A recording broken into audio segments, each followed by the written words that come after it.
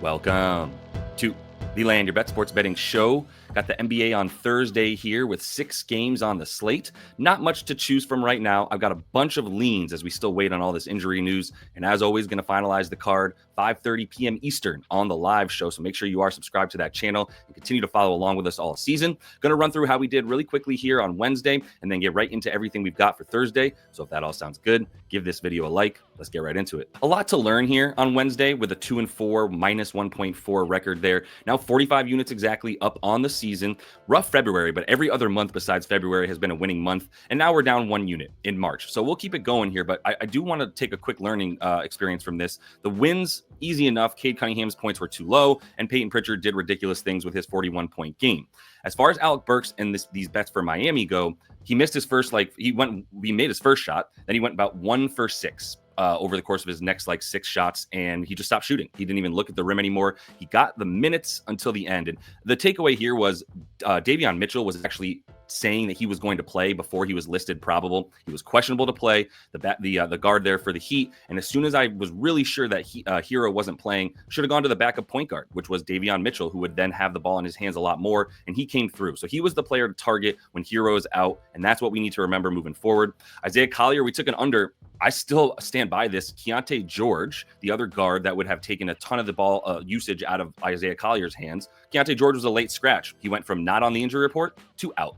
So not much you can do with that because I couldn't even expect Keontae George to be out. If I had known that there was a possibility even that Keontae George was out, I would have waited on an Isaiah Collier under, because obviously if there's no other guards out there that can even handle the ball, Sexton's gone, everybody's gone, then it's just going to be Isaiah Collier's show. And that's what it turned into. But if it's not, and Keontae George is out there, this is a great under. So last thing here, I can't bet on the Hornets. Mark Williams was the only player on the Charlotte Hornets who had a positive plus minus when he was on the floor, and he saw 24 minutes. So that we could see Nurkic play, basically Nurkic and Moussa Diabate split the rest of the time there, combined for 24 of the other minutes that Mark Williams wasn't out there for. And they cut his minutes by about 8 from what I projected him to play. I had him at 32 minutes in this game. He played 24 and got 8 rebounds. We needed 3 more.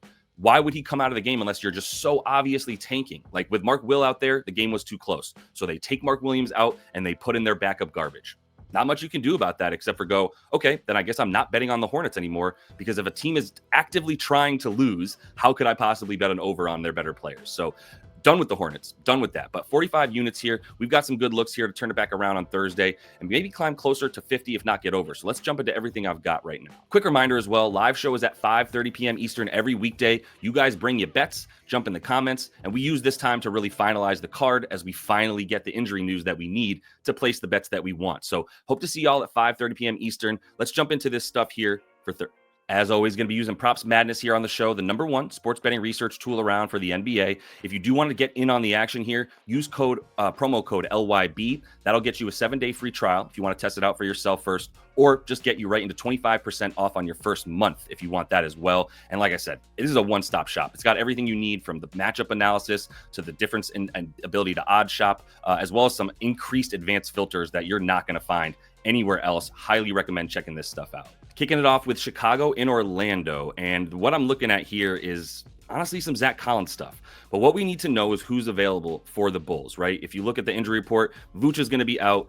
Giddey is questionable. Ayo Dosunmu is out. Patrick Williams is questionable. Huerter and Lonzo Ball also questionable. If all those guys are out, the play that I actually like for Zach Collins is the dimes. He has been very, very involved in the offense as far as passing goes. It's just not a great matchup. The problem here is that Orlando is very good at limiting center assists and assists in general. If you hover over the Orlando game here that's coming up on the chart, you can see they're #1 in limiting assists. You can also see defensive rank versus position. That's the third one down there. And they are third best limiting assists to the center. So it's tough to feel good about taking an over on Zach Collins assists. But look at these potential assists. Even in just the 28-ish minutes that he's playing, sometimes getting above 30, he had 2-on-5 potentials against the Cavs, 2-on-5 versus the Pacers. And then he had a bunch more here against the other team, Toronto, 6 potential assists for 5 dimes, 10 potential assists for 7 dimes against the Clippers, who, when you look at their defense versus position in terms of the assist to centers, the Clippers are 10th best. So the fact that he got 10 potentials with everybody out, Dosunmu, Vooch, Pat Will, no Josh Giddey's not available in these other couple games. Like, there's a lot of opportunity here for some assists with both Giddey,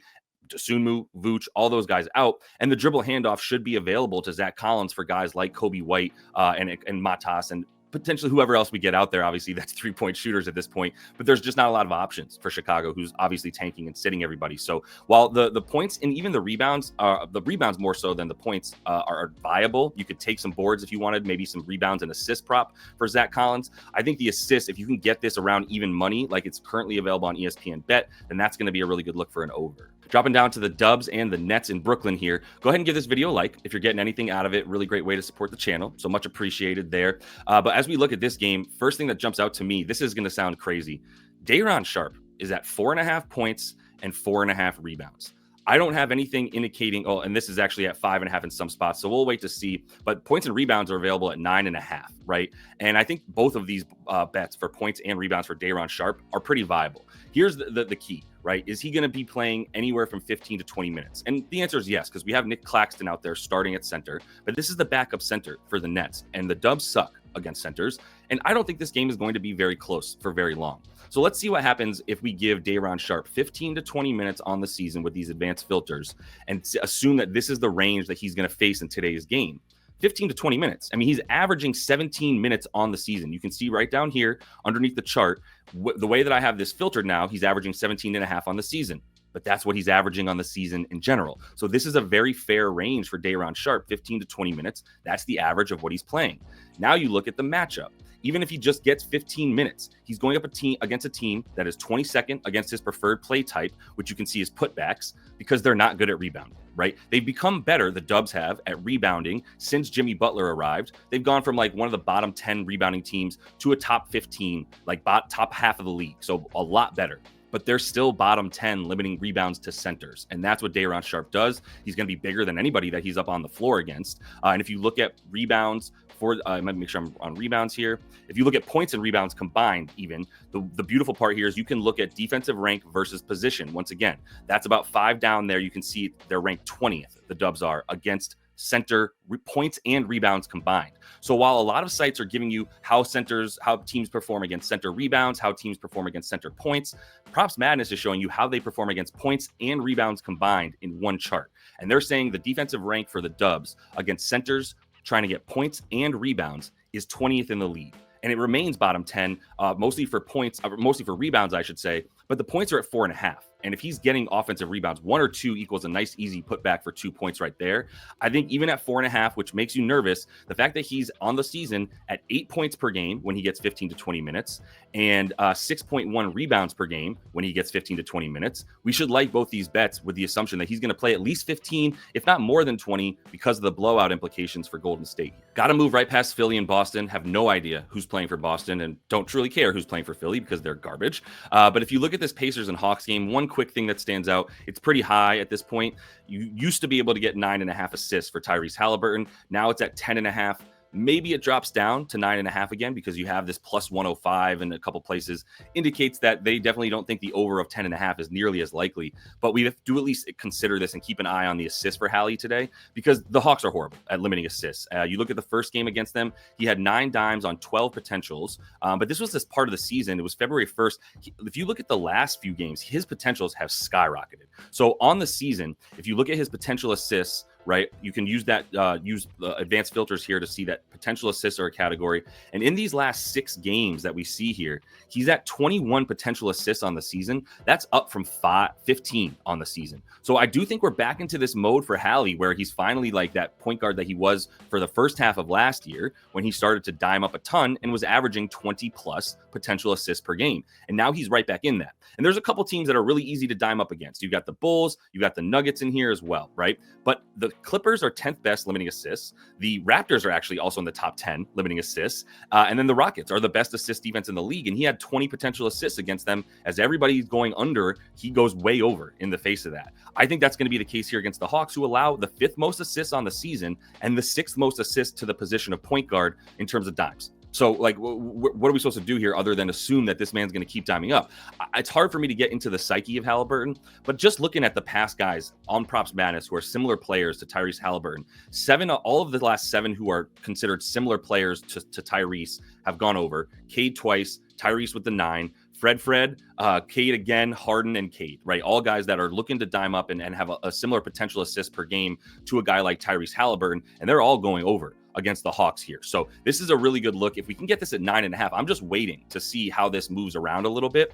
Plus money for 10.5 is going to be okay, but if I can get 9.5, even at like minus 130, I'm good with an over for Tyrese Halliburton's assists. 2 more looks I'm considering. Got one here in the Rockets and Pelly's game. And if you look at Zion here, I think we're getting a little out of control with his dimes. I understand that the dimes have been something he's been doing a lot, right? In the last 3 games, 11, 9, and 6, with 9 potential assists against the Lakers, but 26 potential assists against the Pelicans, or the Jazz rather, who are in the bottom 5, limiting assists. The Lakers, also bottom 10, limiting assists. And the Suns are the worst defense in the league. And he had 22 potential assists for 11 dimes in that game.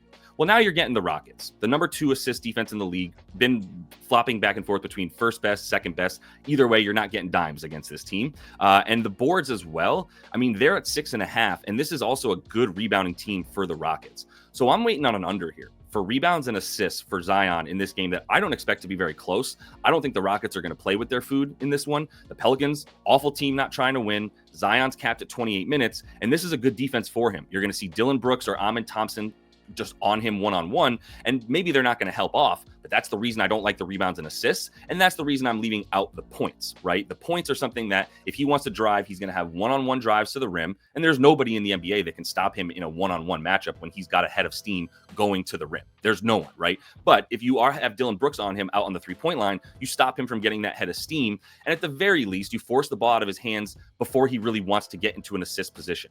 What I mean by that is he's not going to be driving to the lane with options to either go up or kick it out. He's going to be driving to the lane worried about not losing the ball as hands and guys are just slapping at it and going into double team to at least help, not double team, but help as the secondary defender to make sure that when he does get into the paint, he's meeting more guys than just the one. And you might think that would lead to more assists for him, but I don't trust this team to assist for him to make the shots that he's going to be giving up when the Rockets guys are going to be draped all over them, right? This is one of the best switching defenses in the league. It's why it gives up such few assists. And if you just look at the assists in general, not the rebounds and assists, and you just look at some similar player stuff here, a couple guys have done decently with the assists, like Giannis, Draymond, but they're not passing. They're passing to much better players, right? That's what I'm saying. And Giannis is a different force going to the rim, much better passer than Zion. I think we've overinflated his stuff here. So while this is 5.5 for plus money, and obviously you're getting minus money to the under for Zion, I still think you got to go under here as soon as we get these finalized lines around like 5.5, and we can get the under maybe minus 130. Still good with that, but love combining it with the boards as well, because this is, in addition to one of the best assist teams in the league, this is a top 10 rebounding team as well for Houston. So I expect them to handle their business tonight and limit Zion on the boards and the dimes. Last one here, looking at Knicks and Lakers, and I think we're getting some value on Jalen Brunson's dimes. Let's see if we can get this at 6.5 for anything better than minus 140. It is dipping over into the 7.5 range. So this is once again something you have to do during the day if you are able to, which I am, is monitor this stuff, see how this stuff shifts up and down, and where you can get the value at 6.5 when it lands there. So right now, 6.5 dimes, even at minus 140, I think that's a great play for Jalen Brunson. I don't care about drinking the juice. He's at 7.5 on the season, and this is a great matchup for assists against the Lakers, who give up the 8th most assists on the season, and they give up the 8th most as well, to the point guard position off of the dimes. So that's the kind of stuff you can get here on Props Madness to just point you in the right direction. And then you look at where he's getting a lot of his assists. Obviously, it's down low, right next to the rim. I still don't trust the Lakers, who have been better down low, but I still don't trust them with Jackson Hayes mostly out there, limiting stuff right next to the rim. I do think you're going to see Jalen find guys able to get to the rim, like Josh Hart and OG, if Mikal could make a shot as well. And then Cat is back into business here and will be somebody that Jalen will be able to find down low as well in the post, and even for some kickouts up top here above the break. So I think he's good for about 7.5 assists in this game. Waiting to see if we can get a better number on 6.5 here. But this is going to be something, once again, I'm monitoring, and we'll go over on the live show at 5:30 p.m. All right, hope to see you all 5:30 p.m. Eastern on the live show. If you do want to support the live and are getting anything out of it as we bring that for you every day for free, $5 a month will get you a membership to help support the show. Also, make sure you get your bet looked at on the show because we don't have time to go through everybody's looks, but those who are members are going to make sure we get their bets up on the screen there, and I'll review that, at least give you some feedback to make sure that you know what you're betting on. So hope to see y'all there 5:30, and until I do, happy betting.